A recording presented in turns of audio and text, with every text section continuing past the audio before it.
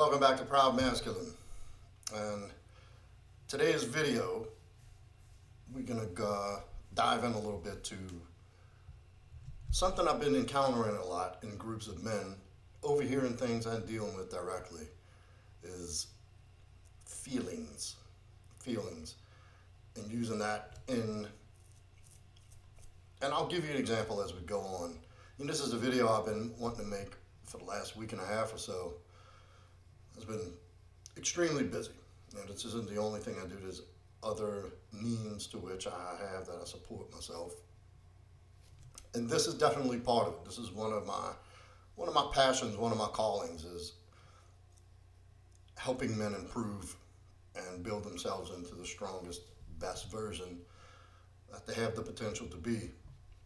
And this actually, ties in perfectly with one of these attributes and a quality of being a strong, sovereign man of character and confidence. And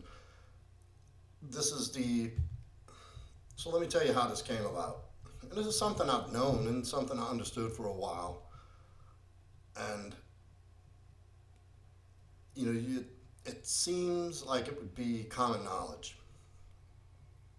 And that's making decisions based on feelings, how you feel about something.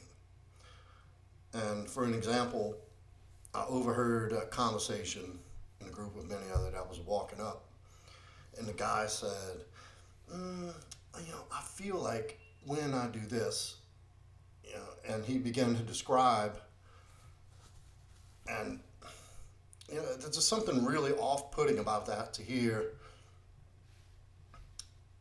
men describe something about a decision they're about to make based on how they feel. And look, I'm not saying, your feelings and your emotions are there for a reason. It's a biological, it's in our DNA. They're there for a reason. And they're not to be ignored or suppressed, because in the long term, that'll fuck you up. There's people who suffer mental illnesses and, have unhealthy patterns of thinking and reacting in relationships, parenthood, in any environment socially that is a result of suppressing emotions or trying to deny an emotion. Anxiety, fear, depression, excitement, sadness, all of these things are there for a reason. But the reason is not to tell you what is the next thing to do.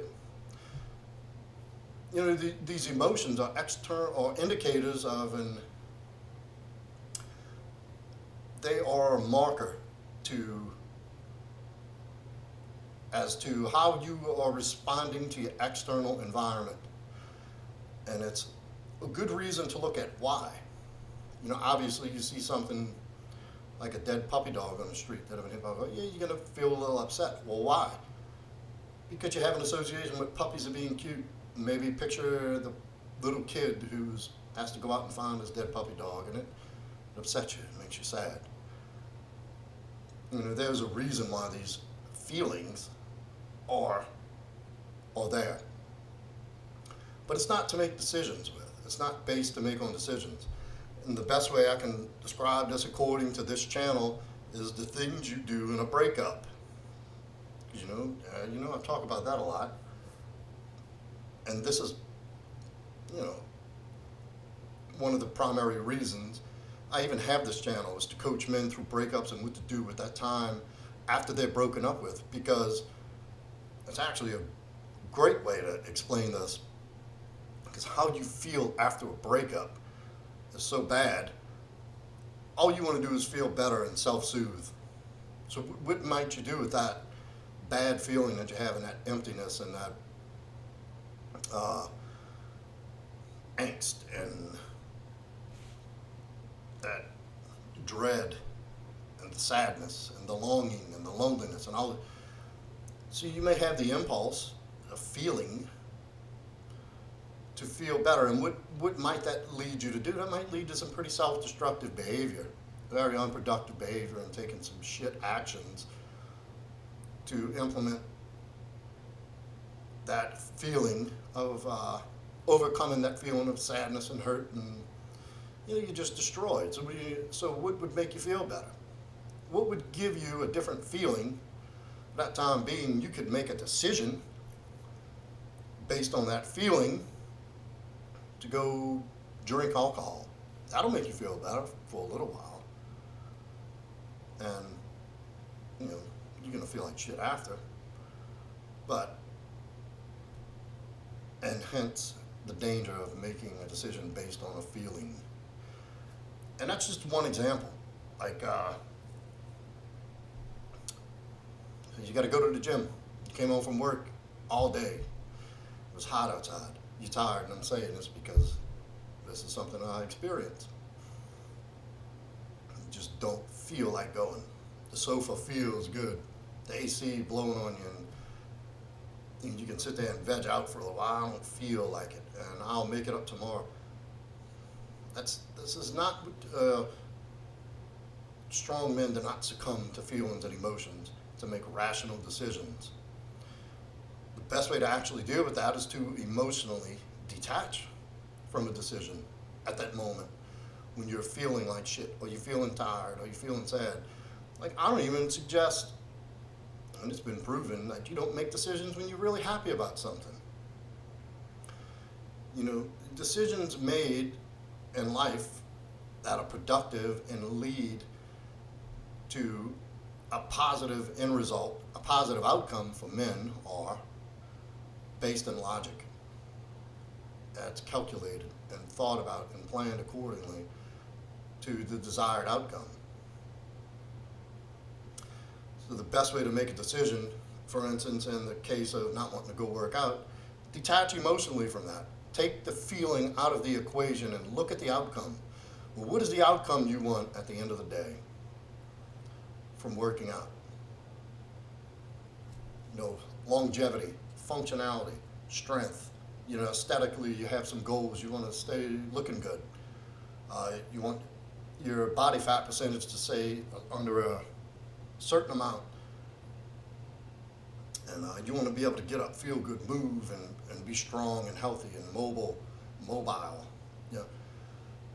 So that's the decision you make. So what's the decision going to be? Is me sitting on a sofa going to achieve my outcome, my goal? Is that going to be one step closer or one step further away? The answer's obvious.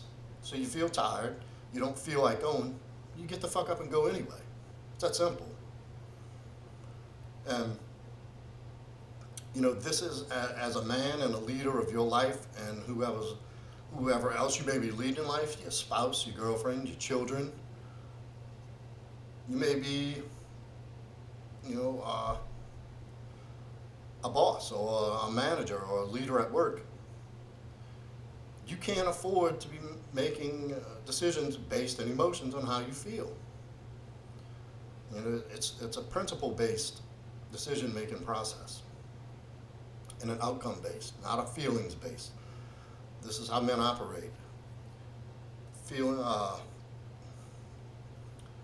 Logic, instinct, emotion.